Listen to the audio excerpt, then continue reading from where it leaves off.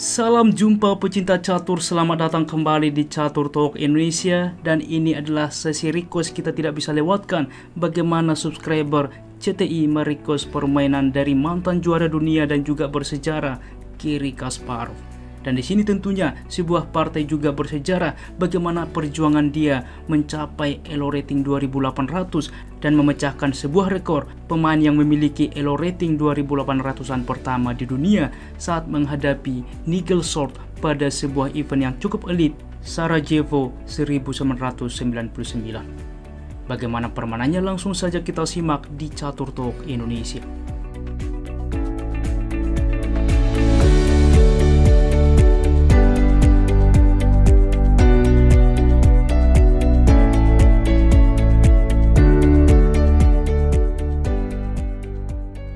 Baiklah teman-teman, di sini Garry Kasparov putih melangkah dengan pion ke D4, dibalas kuda ke F6, C4, E6, kuda ke C3 dan gajah ke B4.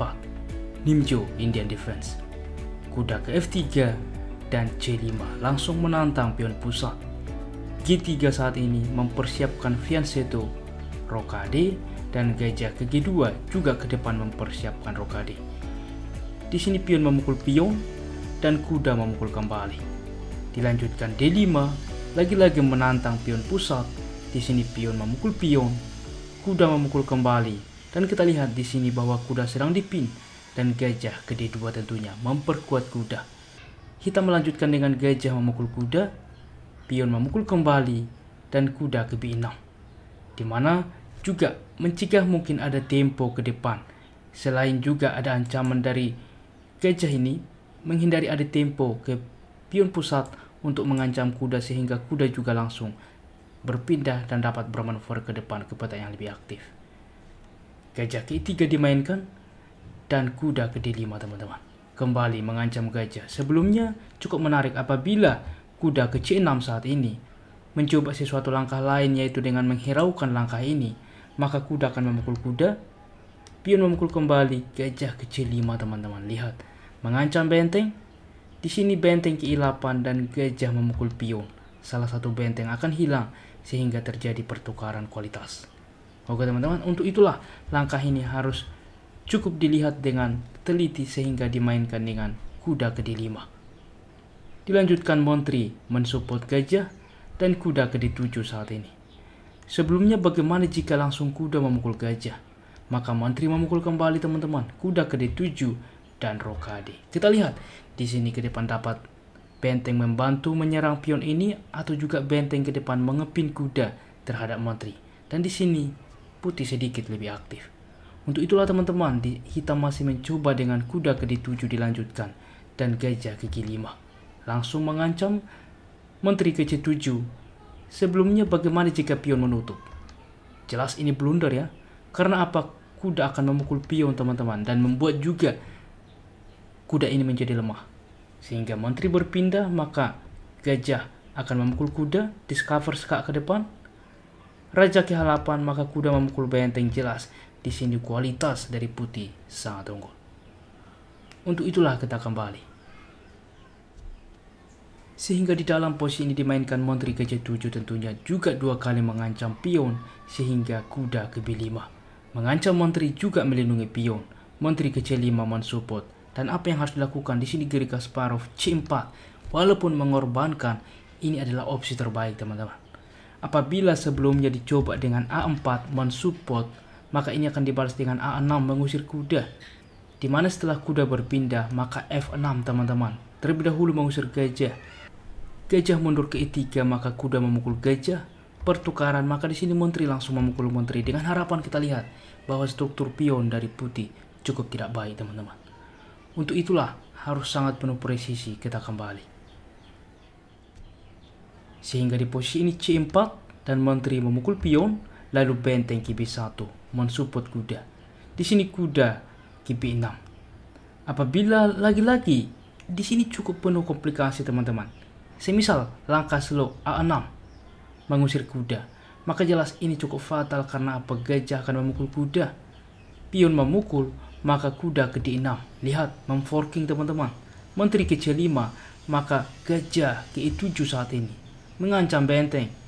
Benteng ke E8, maka benteng ke C1 mengancam Menteri. Lihat apa yang harus dilakukan. Jadi harus sangat hati-hati. Menteri ke B6, maka kuda memukul benteng. Jelas di sini putih sangat unggul. Luar biasa teman-teman, sehingga kita kembali ke partai aslinya. Untuk itulah hitam masih mencoba dengan kuda ke B6 tentunya. Maka dilanjutkan rokade. H6 saat ini mengusir gajah. Dan coba teman-teman, apa kira-kira opsi terbaik yang dilakukan oleh Garry Kasparov di posisi ini? Bagaimana teman-teman? Ya, selamat, yaitu dengan gajah memukul pion teman-teman, mengorbankan gajah. Pion memukul kembali, dan di sini tidak langsung Menteri memukul tetapi E4. Saya akan menjelaskan kepada Anda mengapa langkah ini cukup penting, yaitu tujuannya ke depan Menteri tidak dapat lagi membantu raja. Oke, sebelumnya teman-teman, apabila Menteri langsung memukul pion ini, maka jelas ini sebuah kesalahan karena Menteri ke G4. Lihat, mengontrol file ini dan cukup penting. Apabila E4 saat ini kuda ke E7 dan dapat ke depan menukarkan Menteri sehingga kompensasi sebelumnya pengorbanan jadi tidak berlaku. Oke teman-teman, untuk itulah di sini Garry Kasparov terlebih dahulu E4, di mana setelah kuda mundur, benteng ke C1 mengancam Menteri, Menteri ke 4, lalu Menteri memukul pion teman-teman. Lihat bahwa di sini tidak bisa lagi Menteri untuk mensupport raja ke depan. Gajah ke D7 dimainkan dengan tempo tentunya mengancam kuda, di mana juga ke depan dapat bermanuver untuk mensupport diagonal ini. Benteng ke C5 selain mensupport kuda juga dapat bermanuver ke depan, mungkin melakukan skak. Sehingga kuda ke G6 tentunya menghindari tempo skak, tetapi tetap benteng ke G5. Dilanjutkan Menteri ke C2 saat ini mengancam benteng. Kuda ke A3 mengancam Menteri juga melindungi benteng. Menteri ke D3 mengancam kuda. Dan lagi-lagi teman-teman, langkah yang cukup menarik dari Garry Kasparov tanpa menyelamatkan kuda H4 teman-teman, yaitu dengan jelas mendorong ke depan. Karena apa? Kuda sedang dipin dan juga membuka penyelamatan sewaktu-waktu bagi raja. Dan di sini diterima pengorbanan kuda dan H5. Menteri ke E7 saat ini langsung mengancam benteng, dan apa yang harus dilakukan? Di sini E5 terlebih dahulu membuka akses gajah teman-teman. Karena apabila lagi-lagi langsung bersemangat dipukul kuda ini, maka jelas ini sebuah kesalahan, dan inilah yang diharapkan oleh hitam, yaitu dengan F6 saat ini. Lihat, membuka akses Menteri. Sehingga di sini mengancam benteng. Apa yang harus dilakukan apabila G7 mencoba juga mengancam dan juga mungkin skak ke depan? Maka di sini akan dilakukan dengan pion memukul benteng teman-teman. Menteri ke H8 skak, raja dapat ke F7. Pion memukul benteng promosi, maka ditukarkan saja. Menteri melakukan skak, raja ke E8 dan cukup aman teman-teman. Dan di sini jelas bahwa hitam unggul satu perwira. Dan bagaimana jika di dalam posisi ini kita kembali dengan benteng mencoba mundur? Maka Menteri langsung ke G7 menawarkan Menteri. Menteri ke H5, maka gajah ke E8, dan di sini pun masih cukup aman teman-teman. Oke, untuk itulah Garry Kasparov memainkan kita kembali. Sehingga di posisi ini langkah yang cukup menarik, E5 membuka aksi gajah ke depan dan gajah ke E8. Dilakukan dengan gajah ke E4, F5 saat ini langsung juga mencegah ancaman dari gajah, juga membuka ruang bagi Menteri. N pasan dilakukan, maka benteng memukul pion. Pion memukul kuda saat ini. Menteri ke G7 menawarkan Menteri, dan Menteri ke H7 skak. Di sini dimainkan raja ke F8. Apabila teman-teman diterima pertukaran Menteri, maka jelas ini fatal karena apa? Pion memukul Menteri skak. Ini double skak. Raja berpindah, pion akan promosi. Raja berpindah ke H8, maka benteng akan melakukan skakma.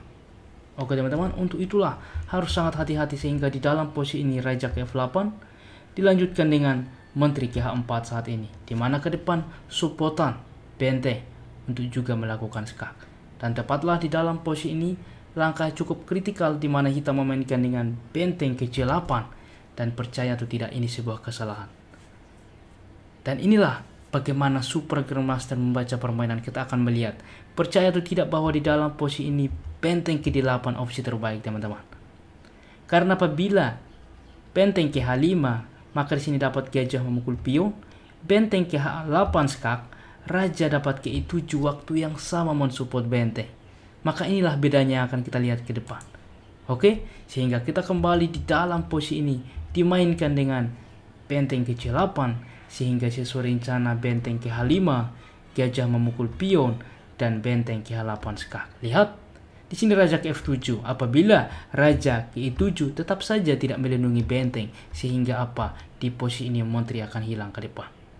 Untuk itulah teman-teman masih dicoba dengan raja ke F7 dengan harapan ke depan, di mana setelah benteng memukul benteng, kuda memukul kembali, dapat kuda menutup.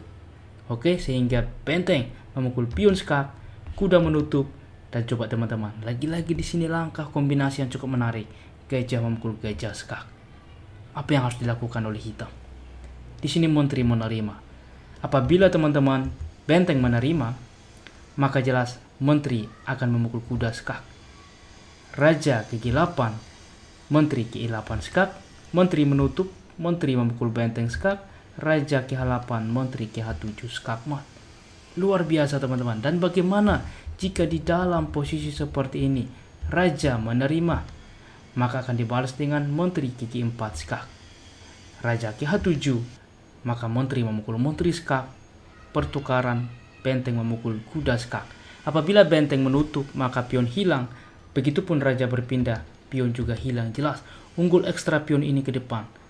Putih sangat unggul. Luar biasa teman-teman. Sehingga kita kembali di sini Nigelsorv masih mencoba. Menteri memukul gajah. Sehingga Garry Kasparov melanjutkan dengan menteri ke B4. Jelas kuda akan hilang. Menteri ke F5 masih dicoba, di mana selain membuka pelarian juga ancaman skak ke depan. Di sini menteri memukul kuda skak, sudah cukup telat, dan raja ke G6, menteri ke H7 skak.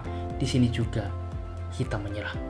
Karena apa? Tentunya satu-satunya raja berpindah ke G5, maka benteng ke G7 skak. Lihat, apabila benteng menutup, maka menteri langsung melakukan skak mat. Oke, apabila di dalam posisi menteri menutup, maka di sini tidak langsung memukul menteri. Sebenarnya memukul menteri sudah cukup unggul, tetapi dengan menteri ke H4 skak, raja ke F5, menteri ke F4 skak mat. Kombinasi yang cukup menarik teman-teman. Dan inilah momen Garry Kasparov mencapai elo rating 2800-an.